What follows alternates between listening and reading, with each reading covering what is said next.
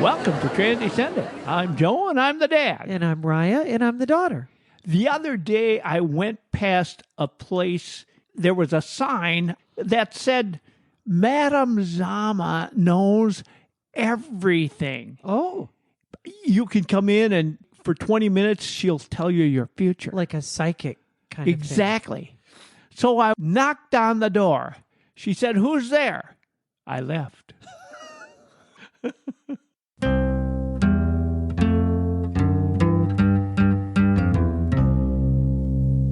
I have a friend that recently had to cut off connection with a parent. My friend is part of the LGBTQ community and felt like they have always been at odds with their mother. Their mother has never taken the time to understand what it means for them to be part of the LGBTQ community, why it matters, what things are important. There was a final straw where my friend invited their mom to a work event. The mom completely misgendered them the whole time. The mom forgot, and it was very, very hurtful because my friend was there in front of all of the most important people in their lives on a day-to-day basis. The person that was supposed to be closest to them kept getting it wrong, and they felt incredibly embarrassed and hurt. They felt like it was the culmination of a very, very long time where they tried to say, please get things right. The mother thinks right now that what caused the breaking was a single incident. She got one word wrong. I'm sorry that I said your old pronoun. I can't believe that you would end our relationship over this. But what she didn't realize is that my friend has been saying over and over and over for years, Mom, I need you to listen to me. I need you to understand what I'm going through. This was not one small incident that created a whole blow up. It was the final incident in a long line of things where the mother has really refused to listen all along. I also heard another story on the very same day from a grandmother who has a transgender granddaughter. The grandmother said, my granddaughter told me recently, I don't want to come by. And I don't understand why. My granddaughter said, I make her feel uncomfortable. I don't know what I've done. I'm an ally. I do the best that I can. I've been supportive. I've used her pronouns. I've done everything. And I didn't get to hear from the granddaughter what the issue was, what caused the problem to begin with. But hearing from my other friend, I know that there must be a bigger story there. I don't know what the story is. This would be a good conversation for us to have. When you're an ally, you don't know what you don't know. And because you don't know it, it's easy to end up thinking, hey, I'm doing a pretty good job here. And the person that you're trying to support thinks, you are not getting it. So we want you to be able to get it. That's what this podcast is for. This is a place to come and to get educated. When you say you're not getting it, whose responsibility is it to get it? If the ally thinks, I'm doing okay, I'm doing all right, I don't see what's the problem. Is it the responsibility of the person who is offended to continually say, you don't get it. This is what you don't get. Lay it out rather than just saying don't get it. How are you going to communicate to them what's really bothering you? What's the real objection? Well, the way that I've always described it is using the metaphor of getting a kick in the shin. Ouch. For me, the biggest one was being misgendered. When somebody would use my old pronouns instead of calling me she. And especially for somebody that's known me a very, very long time, I completely understand. Of course I understand. But what other people don't understand when they do it is they assume it's just a small thing. Well, what does it matter? It was just a word. What they don't understand is how hurtful it was to me. It feels like a kick in the shin. So should you, each time that happens, yell ouch? Like playing with a kid, yell uncle? Well, at one point, I did try that, if you remember. Uh-huh. I thought, I've tried saying everything. This was early on in my transition. I was having trouble having you guys, you and Mom and my sister and the family that has known me since I were was born. a baby, right? And I was at that point very, very sick of saying, you got it wrong again. You got it wrong again. You got it wrong again. You got it wrong again. You got it wrong again. You got it wrong again. And somebody, I forget who it was, suggested maybe you just want to communicate to them that it hurts and just say, ouch. And so when people would get it wrong, I would say, ouch. But I realized at that point I hadn't had a discussion with you about this is what I'm going to do. And so instead of you catching, I was hoping that you would kind of get it on your own without me having to say something. You would realize what I was trying to communicate. That hurt what you just said to me.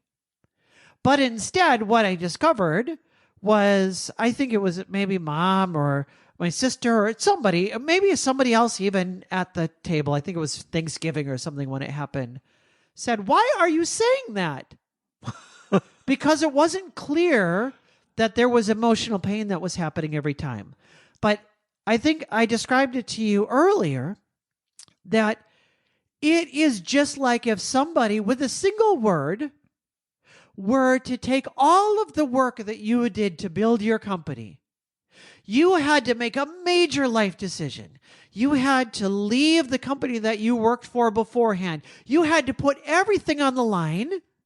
You had to put all of your livelihood on the line. You had to devote every single moment of the day to making this small company get up and running.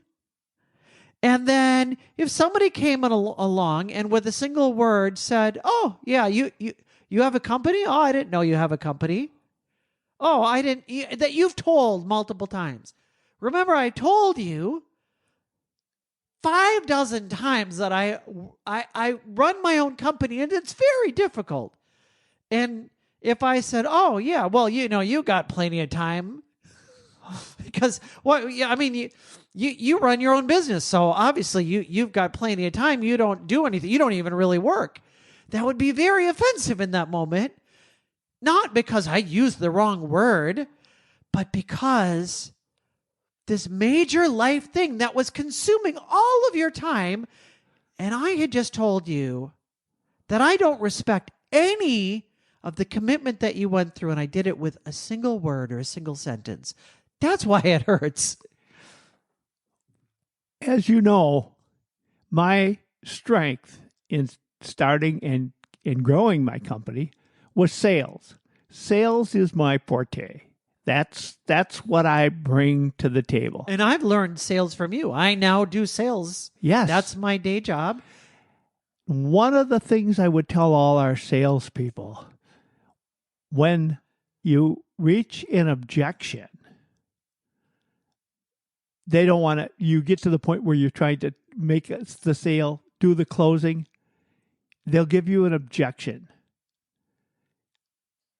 But is that the real objection? Until you overcome that, and you think, they say, well, I just don't have the money right now. That's probably not true. Or even if it is, what you're doing is something that might try to make them money or save them money. And if they tell you, well, I can't afford that right now, or maybe something else, maybe, well, we're going in a different direction. Let me think about it and I'll get back to you. Exactly. What is the real objection? The real objection isn't that they're going to think about it. They'll never get back to me either. In order for you to make the sale, you have to determine the real objection. Once you reach the point that you know what the real objection is, you know what you need to do to overcome it. And why does a prospect sometimes not tell you what the real objection is? Because sometimes they're not even sure of it themselves. That's one of the things. They listen to you and they think, yeah, well, because they haven't heard all of the things when you discover the real objection, progress can be made. That is the same situation between allies and people in the LGBTQ community. The ally might not, they're making the sale. I'm with you. I'm all part of it. But I don't know what your real objection is. Tell me. And I know from now having worked with a lot of different people daily, call after call after call, people calling in and saying, tell me about your product and what you have to offer. And lots of times, that sounds really good. And then they go away. And I have learned from those people that oftentimes they don't want to tell me because they don't want to hurt my feelings, or they don't want me to badger them because they've talked to too many difficult salespeople. Yes. And they feel like if they tell me, well, it doesn't really have the benefits that I want, that I'm going to come back and say, well, you didn't look at this and this and this. And now they're going to have to push back.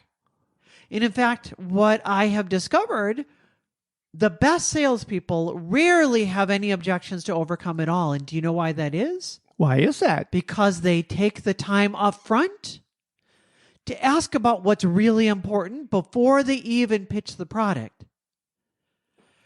And when they get to the place, they don't get any objections because they say, now you told me such and such. My product does such and such. So how do you know to ask those questions ahead of time? And I'll answer that question myself. Yes. It is from experience. They've worked with other people and they think here are some real objections. And so they throw those out by asking the questions. And then they get to the point where they can, for themselves, discover what the real objection is. Sure. And they can address that right away. So, as an ally, how can I do that? I'm the one here that doesn't know what your real objection is. So, how do I find that out? Well, it starts by doing what I do as a salesperson, is it starts by listening. When I start to make a sale, when somebody calls in, I will first ask them, tell me a little bit about your situation. What are you looking for? What are you not looking for? What do you really like about your current situation that you want to make sure that I don't change for you? And what are you really frustrated with about your current situation that if I can change it for you, you're going to say, yes, this is what I want. And then I'll stop and listen to them. And then I'll ask follow-up questions about, tell me, you said you don't like this? Tell me a little bit about this. Give me an example of when that happened to you. Oh, I see. So what you're kind of saying is when you go to such and such a facility, you have this kind of an experience and you don't want that anymore. Is that right? And then they'll say, yes, that's it exactly. Or they'll say, well, no, not quite. It's more like this. Oh, okay. And by the time I've gotten to the point where I'm about to share my pitch to them, they've already built me a list of everything, of what I need to give them. And I know if I can catch all of those things, I'm not going to get objections. And if I can't, they're going to say, you don't have what I wanted. So when you're an ally, it starts by saying, tell me about your experience. Tell me what hurts. When is it difficult? What do allies do that can sometimes make you feel like, I'm not really being supported here? What do you really like that allies do? Can you give me an example of a time when you felt really supported? Can you give me an example of a time when you didn't realize that you would want support and then you got support? And then your LGBTQ loved one is going to tell you what's important to them. And during that time, you might be tempted to jump the gun and to say, well, we can do this and we can do that and you present ideas to them that don't matter, they don't care about, they never was an issue at all. Or worse than that, things that are actively exactly the thing that they didn't want because you didn't listen. I'm Monica Scarbin. I love listening to the Transcendent podcasts, probably because I've been a guest speaker. I've been listening to these podcasts for over 2 years now and have found them to be not only inspirational, but very informative and emotionally lifting to my spirits, especially when I'm not feeling very hot. I'm a supporter, and I'm glad to be a supporter. Please go to transcendent.com, click on support. By as little as $3 a month, you can cancel at any time. People have different objections. And when you only know one person, you know a daughter, or you know a grandson, or one of your closest friends, or you know the guy next door, whatever it happens to be, that's one person. When you're in sales, you meet a lot of potential clients. So you can continue to learn one from another, and you realize pretty quickly it isn't the same objection. Everybody has a different objection. Maybe they have 2 or 3, but there is something that stands out. So you might discover a way to become a strong ally using the tips that you just suggested. But then when you encounter a second person, suddenly they're different. You got to go through it all again, and you learn something new each time. It is a challenge to be an ally. Yes, it is. It is a lot of work. People think that it all comes from the LGBTQ person, but it doesn't. It is a two-way street. And sometimes that way is difficult. But each person wants the relationship to work. And if you know that, I think the thing that is most important in that communication is true honesty. What is the real objection? You'll find that oftentimes those objections will tend to cluster around certain kinds of concerns that different people have. And from my experience, you will see a lot of similar objections from gay folks that will cluster a little differently than lesbian folks, that will cluster a little differently than bisexual or pansexual folks, that will cluster a little differently from transgender folks, particularly binary transgender people like me, that will cluster a little different from non-binary transgender people, that will cluster a little differently from other people in the LGBTQ plus spectrum. And you can sometimes assume that if you know one cluster of concerns, for instance, maybe you've spent a lot of time around transgender people, that then you get around somebody that's maybe bisexual or gay or lesbian, and you discover they have a concern that you never even thought about. And it means something different to be an ally to them. Sometimes you'll find the opposite. In fact, sometimes you'll find people within the LGBTQ community that assume that because I'm a member of the LGBTQ community myself, I must be an ally to the other letters by definition. And you can find people that will say very transphobic things because they figure, well, I'm gay. How could I be transphobic? Or you'll find people that are extremely bigoted against bisexual or pansexual people. And they say, how can I be? I myself am a minority in terms of my orientation. Well, because we have different objections, different concerns. Absolutely. And that is something that occurs also within that same group, that same surrounding group. As an example, we have had, I believe, 3 or maybe 4 guests on this podcast that were transgender that said, I'm not concerned if somebody gets the pronouns wrong. There are people that doesn't bother. But there are people that is the hot button. Sure. Why? I don't know. You don't know. Right. But and their hot button is something else that might not bother you at all. And what we see oftentimes when somebody that is marginalized tells an ally, this is what I'm experiencing. What frequently happens is what all of us will do unless we've taken the time to learn how to be a good ally. We all tell our own stories where we're the center of the story.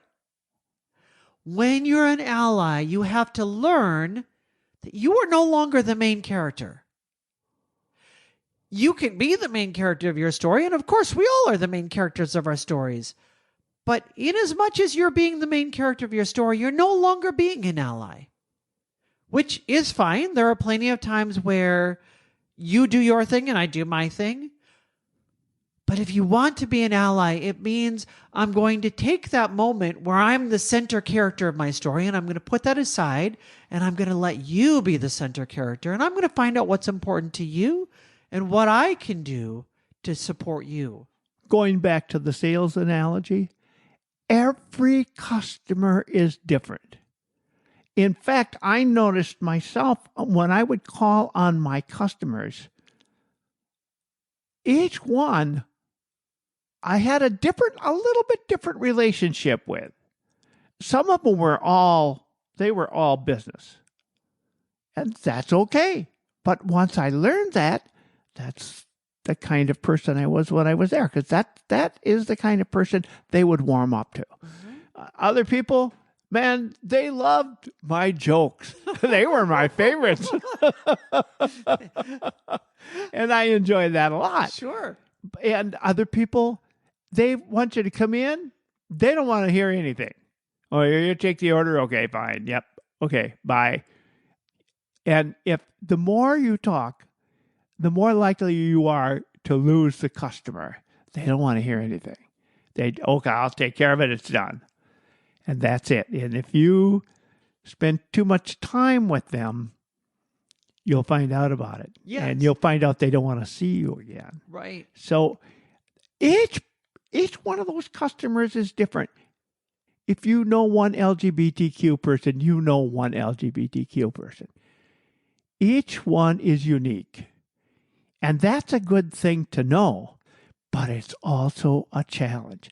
What works with some people is not going to work with everybody. It is difficult.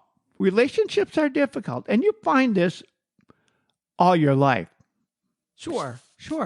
Before I was in sales, I assumed that the best salespeople were very aggressive and would pushy. And people would buy from them because, okay, all right, yes, finally, okay, you got the sale. And I discovered after I started doing it, very quickly after I started doing it, going all the way back probably to when I was in grade school, and you would take me to trade shows, and I would stand behind the booth and sell magazine subscriptions to people. Yes. And I learned that the pushier that I was, the less likely I was to make a sale. That's correct. The best way to do it is to be, how do you always say it? Pleasantly persistent. Pleasantly persistent, yes. So you want to be, as an ally, you want to be there, you want to be pleasantly persistent, but it starts by opening up and saying, I would like you to tell me. I want you to tell me because I don't know your needs. I don't know your concerns. I don't know what's important for you. Dad, are you familiar with something called the Dunning-Kruger effect? I've heard of it because you mentioned it, but I don't know a thing about it. So it started in 1999. There were a couple of researchers when they first developed the term. It was David Dunning and Justin Kruger. Well, they got to have their own effect. Yes, they did. How lucky. What they discovered as they were testing people is that the more that you know about a given topic, the less confident you end up being about it. They discovered that on many topics, the people that knew the least about it actually thought that they knew the most about it. Interesting. So you think about, take any topic, let's say science. And somebody that knows very little about science figures there's not that much to know. What do I need to know about stars? They're out there, I look up, I see the stars. And they figure they know all there is to know, and things are pretty simple. But then you talk to a trained astrophysicist, and they say, there's very little that I understand. It's so hard. I know now all of the questions that researchers still have. We don't know this thing, and we don't know that thing, and they can go on and on and on, just telling you how much they don't know. They have learned enough to know that they need to be very careful in making assertions.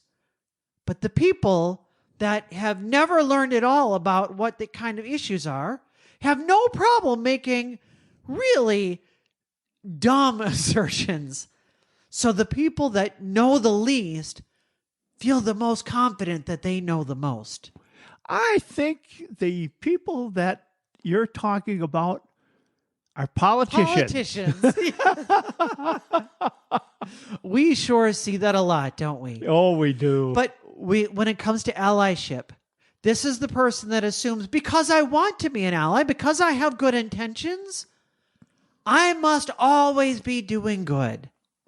But that's not always the case. Having good intentions is not enough on its own. No. And in fact, the more that you know, the more that you realize there are a myriad of ways that I can trip up and say the wrong thing. I mentioned one here recently at a presentation that we were giving when one of my own children came to me. Now, here I am, part of the LGBTQ community. I have my own podcast where I talk about LGBTQ issues. And I had a child that came to me and said, I think I'm bisexual. And I said, wanting to be very supportive, that's great. I support you. I'm here for you. And you're very young and sexuality is fluid. And you might not have arrived at the full answer yet. I'm here for you no matter where you end up. And I thought that was very supportive. Sounds supportive to me. I think we would all kind of think that, unless you were in the shoes of my child that had just, in a very vulnerable moment, expressed something that had taken a long time to get to. And what they heard from me is, what you just told me is probably not valid. Which was not at all what I meant. But I understand why someone would feel that way. We had the conversation a few years later, and I said, I know you were kind of hurt by the way that I handled that. And my child said, yes, I that really felt like you were not being affirming towards me. And I said, have you ended up changing your orientation? Is it different from what you originally thought? And my child said, yeah, it is. Oh. And I said, so you're telling me I was actually right? Well, yes, but no. Yes, you were right in what you said, but no, you were wrong, because what I needed from you in that moment was not a logical argument about how I might change in the future. I needed to know that I was loved and accepted and affirmed for who I was in that moment. And that's what I needed. No, I wouldn't have known that. And I think there are lots of things where we go through our lives and we think we're doing the right thing. We wouldn't know that we're doing the wrong thing. And that's why it's so important that we stop and we take the time to listen. So if I had a child come to me and said, I want to be a frogman, I would say to them, a frogman is a very respectable position. I don't know about that. Many times, allies will think, I'm out there and doing a good job. And somebody comes up to them and says, hey, you know, the thing that you said, I know you were trying, but that was really hurtful. Sometimes they don't even say that. Sometimes they don't say, I know you were trying. Because in that moment, all the LGBTQ person felt was, ooh, that felt very unaffirming to me in that moment. And especially, you know how it is when you feel hurt.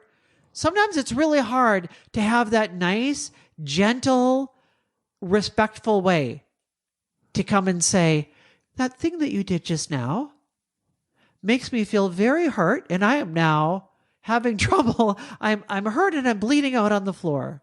Yes. So let me be sensitive to your feelings as I correct you right now about why you shouldn't have treated me the way that you did. No, oftentimes an LGBTQ person will say, stop it. Knock it off. Stop saying what you're saying. And when you're an ally, especially if you're doing it for yourself and you're not really wanting to help, but even if you are wanting to help, you get to that point and you think, wait a minute. I'm trying here. I have good intentions. Why can't you acknowledge my good intentions? Because you don't know what you don't know. And something that you did hurt that person right there. Don't make the story about yourself. To be a good ally, you stop being defensive in that moment and you say, I'm sorry for what I just said. Let me see what I can do. And sometimes that person will have enough of the emotional strength to say, let me teach you what you just did. But sometimes that LGBTQ person will say, I'm in a mode right now where I'm feeling hurt, and I don't have the emotional energy to even be able to teach you why what you said is hurtful. And I'm asking you right now, let me get out of the conversation. I, as the podcast host right now, am asking you as the ally, when someone says that to you, to not be defensive. It's going to be hard. We don't like being corrected. But when somebody tells you what you said was hurtful, and I'm not going to tell you why, what I need you to do in that moment is to say, I don't understand why, but I'm going to go learn why, and I'm sorry for whatever I did. However, you just got hurt by what I said. And if you're not in a place where you can tell me why, that's okay. It is not your responsibility to teach me, especially after I've done something to you that was just hurtful. I'm going to go learn on my own. And one of the best ways that you can do that is by sending us an email. You can write to us, trenddescendant@gmail.com. We love getting emails from people, especially somebody that says, I don't know what I did wrong. We would love to have that conversation, and we can maybe brainstorm together and see what we can do. It's not your responsibility to try to figure that out by yourself.